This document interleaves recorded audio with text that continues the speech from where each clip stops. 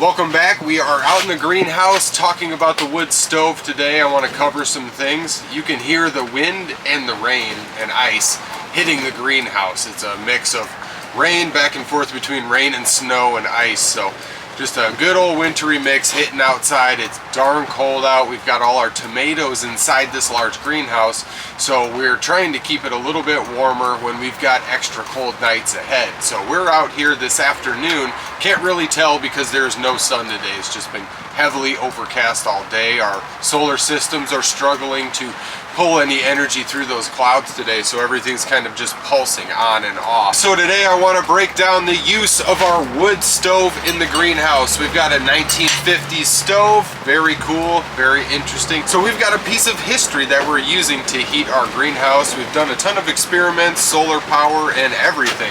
We've done a lot of heating experiments, heating water, heating air. Very cool and very useful to have a wood burning stove in the greenhouse as long as it's set up safely. So let's first start off here with the cost. Now I spent about $100 on the stove itself, found it online, got the stove, and then I had to get some exhaust piping. So I spent about $90 to $100 on the exhaust piping, the plates that seal the back wall there, and then the actual stack itself. Man, we've got wicked wind and rain. We also had to buy ourselves a damper for that system inside there. That's what we were opening and closing over there, opening and closing the damper to allow the correct amount of exhaust, and then we control the airflow. I set myself up this cold air intake, bought these two pieces, and I had this piece of drain tile from all of our other systems, our geothermal and compost heating. So we used this and just basically looped it out back, went underneath the greenhouse. We've shown that in our greenhouse playlist. So if you haven't checked that out before this video. So we picked up about $50 to $60 worth of brick. I paid $50 to $60 for all of the bricks that encompass this thing. We've got 200 to 250 bricks stacked up, basically protecting this thing. We've got a piece of concrete board on the back, which I actually had a piece of off-cut concrete board, and it's only about $17 for like a 3 or 4 foot square piece.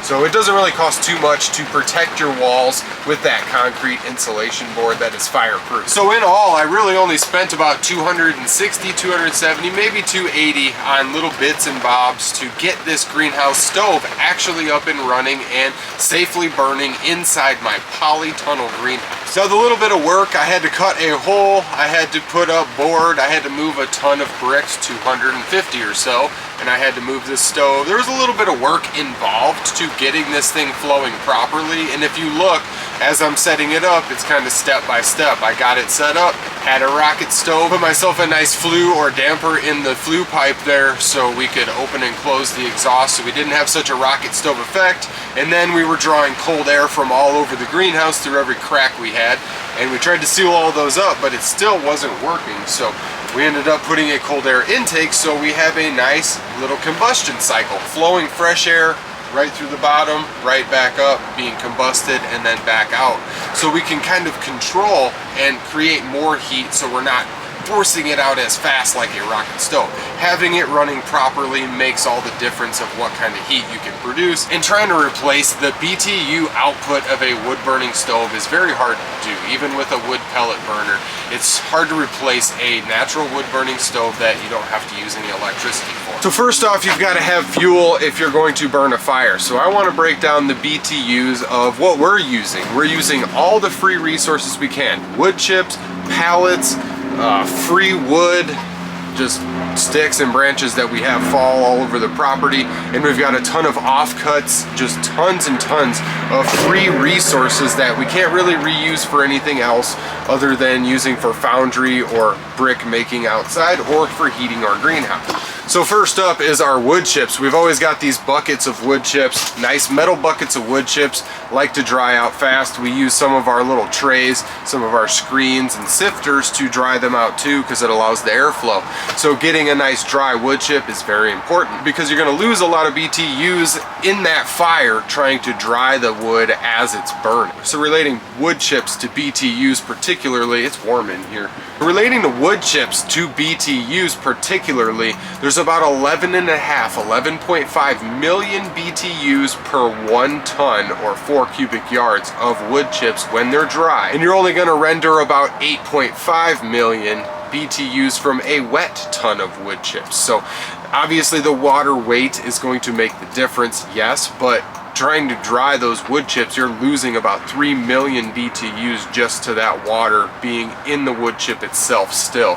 You're either losing it to water weight or losing it to evaporation while the fire's burning, trying to dry it, drawing more BTUs for the drying process. So for every pound of wood that you've got, whether it's a pallet or whether it's just regular hardwood or offcuts of wood that you're working with or from a local lumber yard offcuts, on average your wood's going to produce about 7,000 BTUs per pound of dry wood burnt. So another great resource is pallets. We use pallets as tables and all types of stuff. We build with pallets, we take them apart, burn them, the junkier ones we burn, and then we use them for all types of stuff. So most pallets are between 33 and 48 pounds. So a smaller pallet, a 33-pound pallet, is going to produce about 231,000 BTUs per pallet being burnt at those smaller sizes. And then your 48-pound pallet is potentially going to produce 336,000 BTUs per pallet burnt.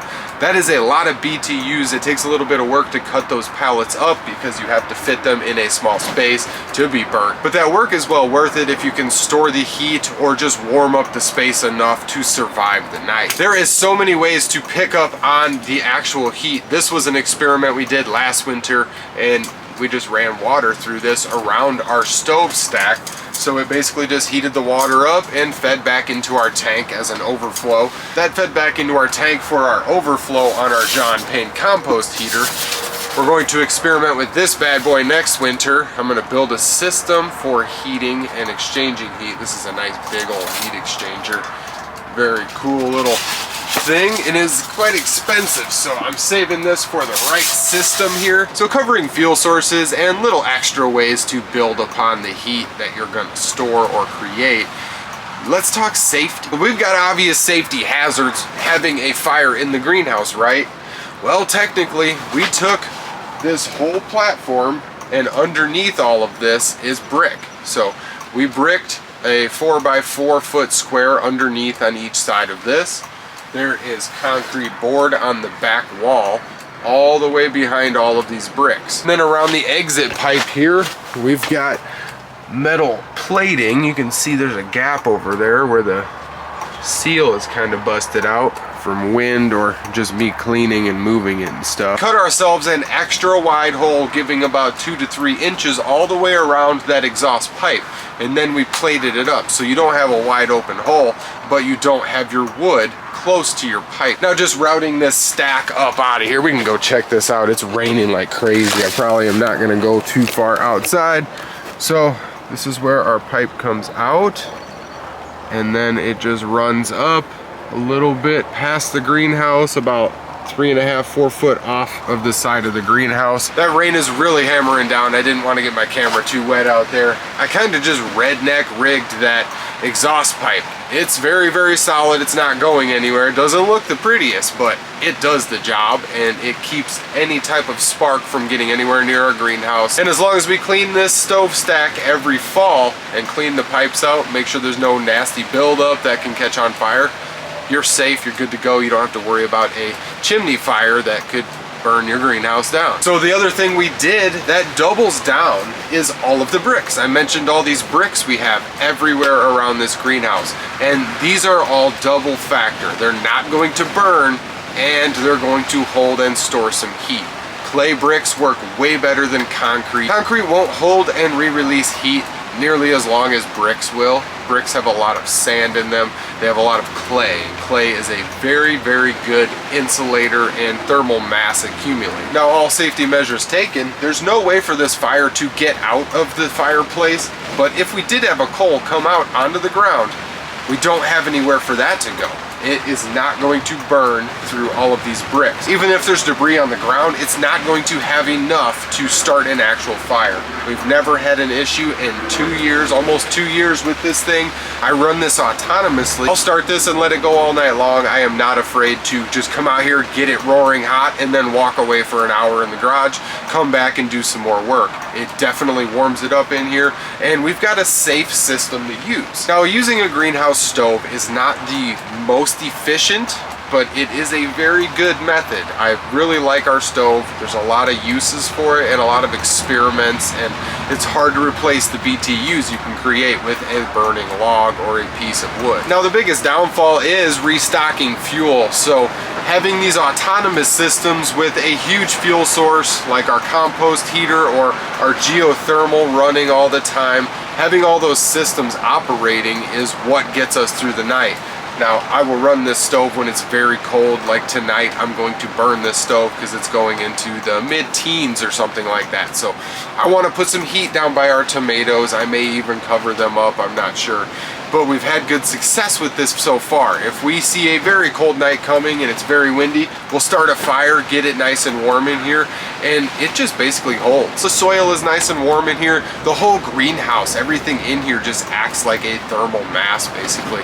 It stays so warm in here that it really has its own ecosystem and climate. Just wanted to share that little bit of info. If you were thinking about putting a wood stove in the greenhouse, I would suggest doing it. That's not the only method I would use, but having some type of free heating source is amazing, especially when you can come out here and do experiments and heat up water systems or heat up sand, heat up any type of thermal mass you possibly can. And it is absolutely awesome. You can hear the ice hitting this greenhouse right now.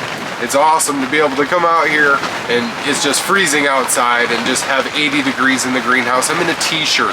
I wouldn't be able to do this outside, I'd be freezing. So I just wanted to share my 2 cents on a greenhouse stove, how much roughly I spent on this and how much you're looking to spend to get something like this set up if you can find it used. So if anybody's got any questions, drop it in the comments below. I gotta get back to work out here.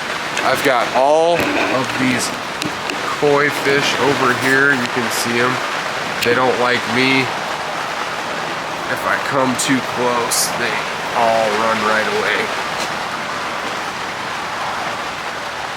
And there they go. More on the greenhouse pond next time.